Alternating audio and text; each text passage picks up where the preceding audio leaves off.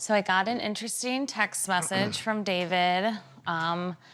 It was, "You're so damn fine.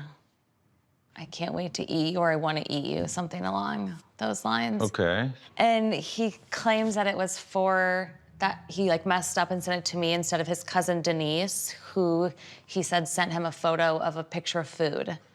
You know that sounds weird. Well, yeah, I think it's a lie. Yeah. Yeah, I don't believe it. Right, yeah. And then, I was like, "Are you messaging girls?" He's like, "Yeah." I was like, "What?" And he like named off a few women that he's texting, and I'm like, "Who? Like what?" He's like, "I actually met a girl for coffee this morning," and saw like nothing wrong with it. Wow, okay. My parents got divorced because there was infidelity, so like that's like a trigger for me. Okay, no, I get that. He knows about that also. I don't think he knows about that. He doesn't know about that, okay. All right. Well, maybe we ought to talk with David. Okay. And see where we can go, from here.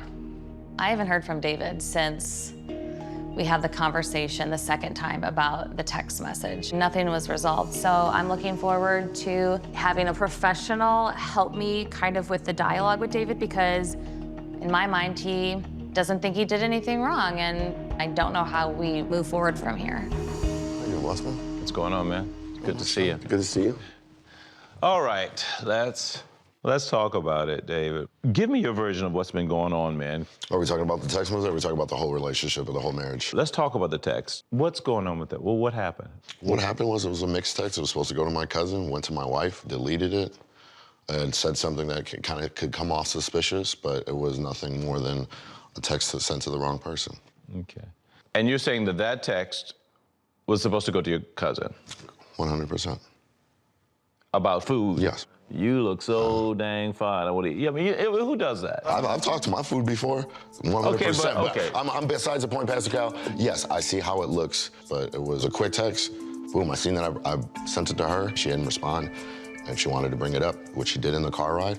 Told her about that situation. So if it was a big issue, it could have been brought to the attention the next day. Okay, look. I want you to see her perspective. Tell him, why did that bother you so much? Yeah, as you know, my parents are divorced, and they got divorced due to infidelity. And so that is a huge trigger for me. I did not know it was infidelity. I just knew the divorce, so gotta be more sensitive to that. Oh my God. I didn't know, that was my first time hearing this. I do apologize, and I get that. However, there was nothing more to it. All right, Dave, we're gonna be straight, and I want Please do. I'm being as straight as I can be as well. Straight here.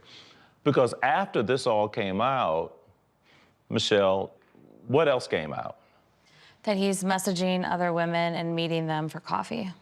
An ex. Why is that? Why are you chuckling? The reason I'm chuckling is because that the woman that I went to go see is dating another individual. She's in a relationship. Who cares if they're in a relationship? That doesn't make a difference. I mean, honestly, I'm just being straight with you. It's like, look, did you meet her on Tinder? Yes, before all this. I am putting it right on the table, though, to show how honest I am. I'm like, yeah, I had the app. Another overshare, in my opinion. I'm like, it makes me wonder if he's willing to let me know that, what else has he been doing that he doesn't want me to know? I just feel like there's something bigger going on that I'm unaware of. Right. Yeah, it feels like you're protecting something, or you're hiding something. I have nothing to hide. You do, because you won't prove anything with this phone. It's deleted. That's that. Okay, okay, David, honestly, though, you could have easily said, could you send my wife the same text you sent me? Mm-hmm. And that could have happened. It still can. I know you keep saying it's deleted, but there is a way. You're just choosing not to do it. Yeah, I'm choosing not to write. Why? Because I'll be completely honest with you, and during this process, the whole lifestyle thing, and you hear you kind of I'm not this and that, and been really tough, Michelle. And I've had my doubts. Why did it take? It's hard for me to see why did it take to this. Why is this the first time hearing about this? Because I was trying to hold everything in on the patient side of like, I felt that that was the best way to kind of keep us going. But sort of suppress it. Yes, yeah. But I feel like he's, been telling me like, your honesty's a turn on. I think it's sexy when you're honest, Like I appreciate that. Now all of a sudden, like this is all new stuff he's bringing up today. It just feels, the timing is odd to be bringing all of this up in this moment. Well, look, I get it, man. Constant rejection, no one likes rejection. And the mere fact that Michelle is saying, I would like resolution here, is to say that she hadn't closed the door completely. Is that true? I've wanted. I wanted to ask her this. I'm sorry. Go ahead. I've wanted to quit, but every day I show up, I was texting, I was getting better. So no, the door was not closed for me. And I think we just found out from this conversation that there's just so much that you guys just have not discussed. Mm-hmm. I mean, the fact that he didn't know about your parents and why they separated or why they divorced, the fact that you didn't know about how your comments were affecting him because he's just taking it in and not saying anything, and then you're telling her about, well, yeah, I went out with somebody I met on Tinder, yada, yada, without explaining anything about it, just boom, boom, boom. And then she's taking that and saying, oh my God, this guy's still dating. How long have you been doing this? You've been doing this from day one. You've been going out with women all over the internet. I don't even know who you are anymore. And then your mind just keeps going and going and going. And now before you know it, you both are just at a point where it's like, you know what, just screw it. I think that's where we are. Yeah. Well, the only way to unscrew it is to communicate about it.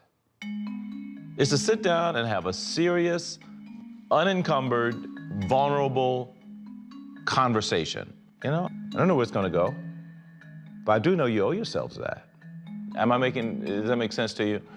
Yes. Yeah, were you gonna say something else? How do we get to the bottom of the text message? That's a part of the conversation. That's a part of the whole vulnerability and putting it all on the table and bring Denise into the picture. Does she I'm sure she has the text string. Maybe, I don't know. You have your cell phone with you? I do, but You're not gonna call your cousin? No, I'm not. This is my marriage. I'm not gonna get her involved in something of that. But she is involved.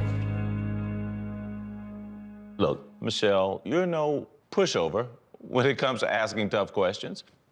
Ask her. I'm fine with that. I mean, yeah, I guess there'd be timestamps. Yeah, exactly. I mean, those are the receipts. And again, all this is information that will help you to know how to move forward. It's either gonna draw you closer, which I hope it can, or it's gonna at least bring you the realization of where you are and what decisions you need to make. That vulnerability can really go a long way in showing who you really are. Okay, guys. Alrighty. See you, thank you. It was easier to talk to David with Pastor Cal, but nothing was resolved. I still don't know what the message is about. Jeez, man. I don't know what else I could have said.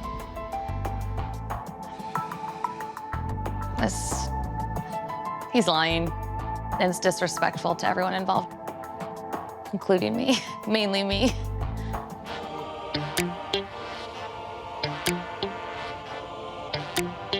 I don't wanna feel this way. I don't wanna feel no pain. I've been on a low these days. Hi, Denise. Hi, Michelle. How are you? I'm good. How are you doing? I'm good, thank you. Yeah, so I just kind of wanted to see, if you could just give me the rundown of the text message, your side of the story. So I'm going to be completely honest. Yeah. All basically David did was shoot me a text saying, hey, can you cover for me? And I was like, yeah, sure, I got you. I didn't know every detail, and when I did find out, I was like, oh no, I can't be on board with this anymore. This is going out of proportion. Oh. And it's not right, and I don't condone it. Oh, so you're saying that there was no picture of food that you sent? No, that is incorrect. That Yeah. had nothing to do with me. Obviously, I was quite suspicious of it. And I think that if it was, you know, like you and him were just messaging, it seemed odd that he wouldn't just like show the message. Yeah. So- Yeah, no, you're absolutely right. You don't know who the message was, he hasn't told you who it was supposed to be for? No, I don't know about that at all. Well, thank you so much. I really appreciate it, Denise. No problem. Okay. Talk to you soon. Okay, see ya. Okay. Bye.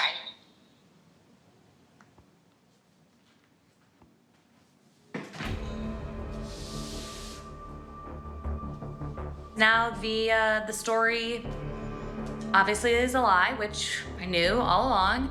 But yeah, now he's got some explaining to do because now we have to figure out what is the real story? Who was that message for? Was it in response to a photo? Whose photo sent? Like, did he see someone in real life, like across the bar, was like sending it on the spot? Now I have a million more questions that I want to get answered.